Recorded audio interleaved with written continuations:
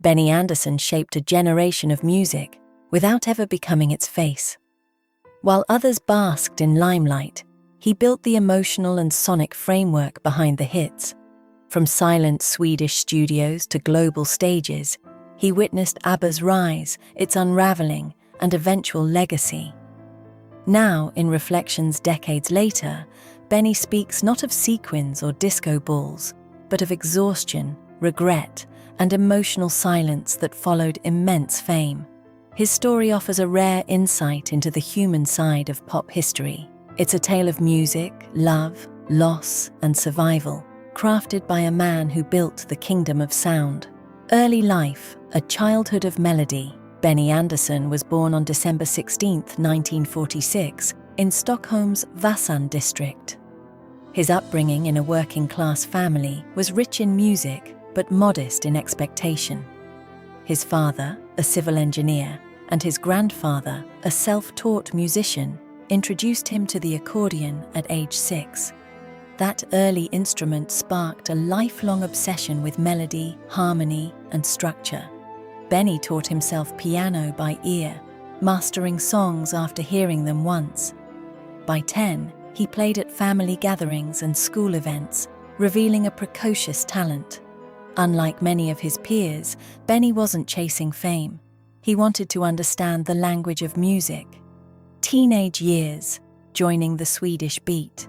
In 1964, at just 18, Benny joined the Heap Stars, a group often called the Swedish Beatles.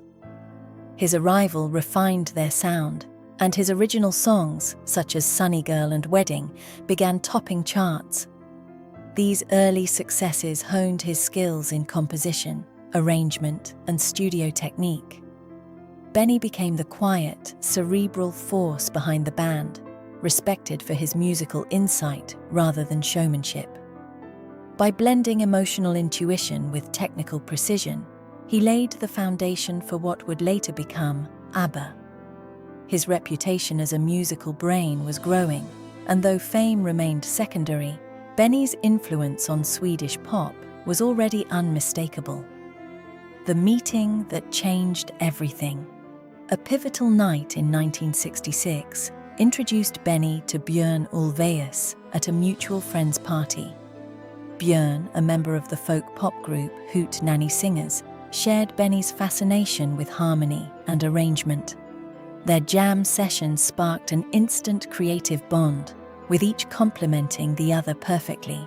Benny, the emotional composer, Björn, the witty lyricist. They began writing together, experimenting with styles, and even composing for other Swedish artists. Over time, their collaboration evolved into a personal partnership, laying the groundwork for future musical ventures. Their early work exemplified a rare balance of intuition and intellect that would define the ABBA sound, forming a unique ensemble. By the early 1970s, Benny and Björn partnered with Agnetha Fältskog and Annie Frid Lyngstad, both talented singers. The initial ensemble, clumsily named Björn and Benny, Agnetha and Annie Frid, showed instant chemistry despite its awkward title. They attempted the Swedish Eurovision selection in 1973, but failed. Undeterred, they returned the next year with Waterloo, a glam pop anthem that won Eurovision and launched them onto the international stage. From this moment, Benny evolved from pop musician to sonic architect. Each song became a carefully constructed emotional landscape, combining vocal layers, instrumentation, and harmonics into timeless works of pop art. Architecting the ABBA sound, Benny's genius lay in his attention to detail. While Agnetha and Annie Frid captivated audiences and Björn penned clever lyrics, Benny focused on the architecture of sound. Each song was meticulously arranged, every harmony layered with precision, and synthesizers experimented with long before they were trendy. Patience and perfectionism defined his studio presence. Days could pass refining a single chord or harmony. His intent was never popularity, it was timelessness. Songs like Knowing Me, Knowing You, and Fernando masked deep melancholy beneath their joyous melodies. Benny's contribution gave ABBA songs emotional depth, bridging brightness with an underlying Swedish sadness that resonated worldwide. Private struggles behind public triumph. The 1970s brought immense fame, but private fractures. The band's first personal cracks appeared in 1979 when Björn and Agneta divorced. The split was painful, but the group continued to perform professionally. 2 years later, Benny and Annie Frid ended their romantic partnership, a quieter but equally profound upheaval. Their personal connection, built on shared music and mutual understanding, couldn't survive the pressures of fame and emotional distance. Benny's perfectionism, while a strength in the studio, made intimacy difficult. Love and music intertwined, yet personal relationships faltered. Their final studio album, The Visitors, reflected this tension, capturing emotional precision amid private sadness, perfectionism, and emotional silence. Benny's drive for perfection extended beyond the studio, influencing his personal life. He admitted that music was an escape, a way to process emotions he couldn't voice. His relationship with Annie Frid ended quietly, yet left a lasting impact.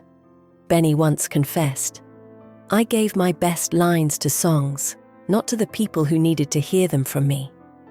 This insight reframes his career. Benny wasn't cold, he was fearful. Fear of vulnerability led him to channel feelings into compositions rather than conversations. ABBA's hits weren't just entertainment, they were emotional conduits, allowing listeners to experience depth Benny himself struggled to articulate. Legacy through music. Despite personal turmoil, Benny's work endured. ABBA's music captured joy, sadness, and complexity simultaneously, a reflection of life itself. Decisions like declining a $1 billion live tour illustrated their desire for authenticity over spectacle. Benny's approach, emphasizing emotional truth and musical architecture, allowed ABBA's songs to transcend their era. Fans worldwide felt the subtle melancholia beneath sparkling pop melodies. Benny's influence as the silent architect is immeasurable. He built songs that were both timeless and deeply human. Even when absent from the spotlight, his fingerprints were on every note, shaping generations of pop music and inspiring countless musicians. Reflections at 78. Now, at 78, Benny speaks openly about decades of restraint. He acknowledges the human fragility behind fame, confessing that fear often dictated choices both in love and music. His honesty reframes ABBA's story. The hits were a survival mechanism as much as an artistic triumph. By confronting past silence and sharing his truth, Benny provides closure for himself and insight for fans. Music didn't save them from pain, it allowed them to navigate it. His revelations underscore the humanity behind pop perfection, revealing a man whose life and work were inseparable, marked by brilliance, vulnerability, and resilience. Conclusion. The man behind the music. Benny Andersson's story reminds us that the greatest architects often remain unseen. While others performed, he composed, arranged, and crafted the emotional core of one of pop's most enduring bands. ABBA's songs were not just hits, they were vessels of lived experience, carrying the joy, melancholy, and complexity of four people navigating fame, love, and loss. Benny's willingness to finally speak his truth enriches our understanding of music, art, and the human condition. His legacy endures not just in melodies, but in the emotional honesty he imparted. Benny built more than songs. He built a kingdom of sound, quietly shaping generations.